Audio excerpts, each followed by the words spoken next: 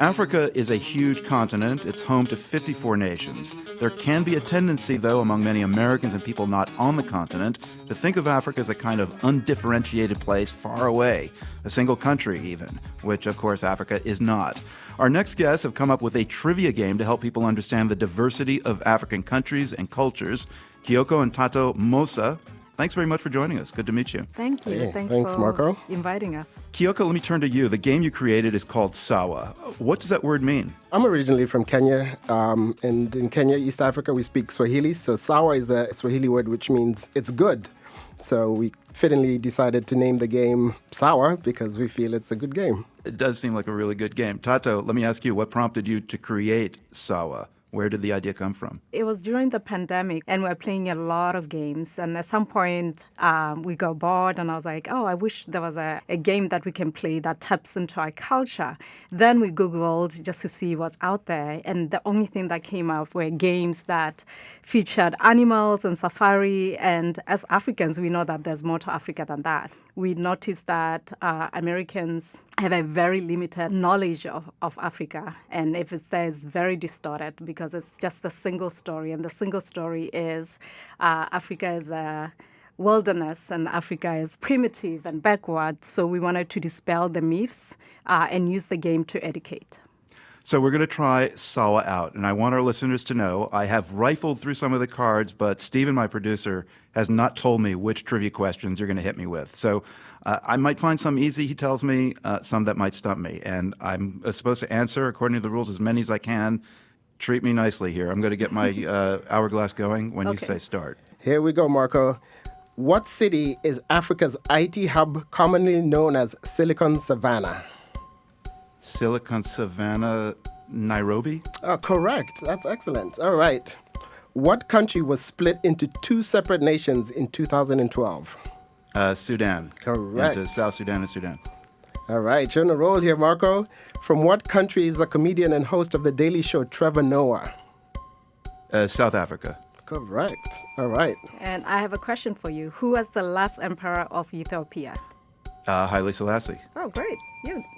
All right, we're moving along here. I'm feeling good. Who was one of the wealthiest men in history and the 10th emperor of Mali? Mansa Musa? Oh, yeah. Great. Which Moroccan city is known as the Red City? Not Rabat. Marrakesh? You are correct. Yay, man, I'm nailing it. Okay, let's go. I'm feeling good now. What country hosted the boxing match dubbed the Rumble in the Jungle? Oh, I mean, that was like 50 years ago. It was Zaire. It was Zaire, correct. And extra points for calling it Zaire at the time of the boxing match. It's now known as the Democratic Republic of the Congo. I'm liking this game.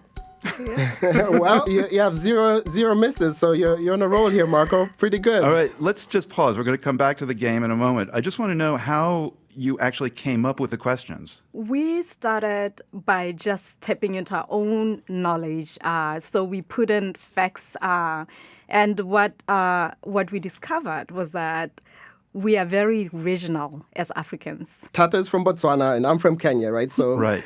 As we're putting these questions, as you can imagine, we had a ton of Kenyan questions and a ton of Southern African questions.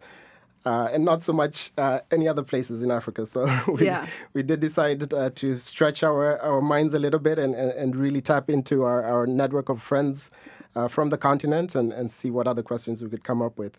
Well, that leads me to my own question, a personal one. How did the two of you meet?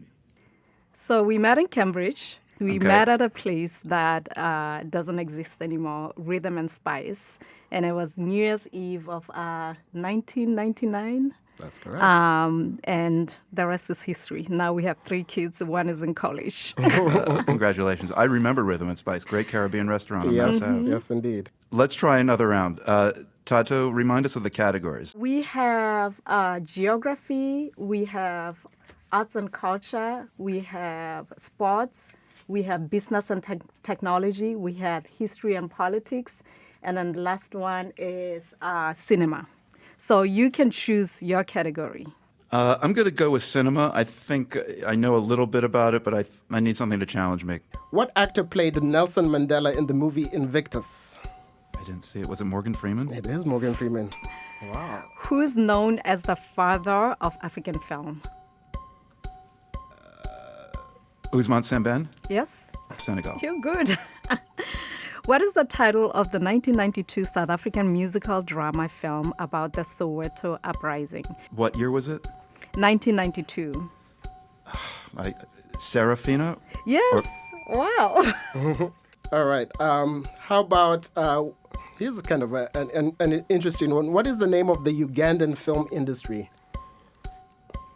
And I'll give you a hint here because we've heard about Hollywood and we've heard about Nollywood. This is another word. Bollywood, Hollywood, Nollywood. I'm going to say Kampalawood. I don't know. The name is Wakaliwood. Wakaliwood. Wakaliwood. Yes. I don't know if I've ever seen any Ugandan film productions. It's a small emerging film industry, and it's a little behind Nollywood, but they are making progress. They do action, which is like really ridiculous action films. Yeah, ridiculous action films are the best kind. Kioko, what has surprised you when you found yourself discussing Africa with non-Africans? There's so much innovation and technology that is really in the forefront of where Africa is in the world, in the global economy today. And what really surprised me is, especially when we're researching the business and technology questions, is just how much innovation has leapfrogged even, other places in the world. So, for example, in Kenya, one of the forms of electronic payment is known as M-Pesa. And M-Pesa came about really to fill in a gap where, people didn't have enough money to put into a bank account, but they still needed to process transactions. And the way to do that was over a phone. And it wasn't even a smartphone. It's just a text message that can process these transactions. So this was really fascinating that, African problems can be solved by African innovators. I'm curious how Africans do when they play Sawa. A lot of Africans approach the game with the idea that, I know what I'm doing, I know Africa.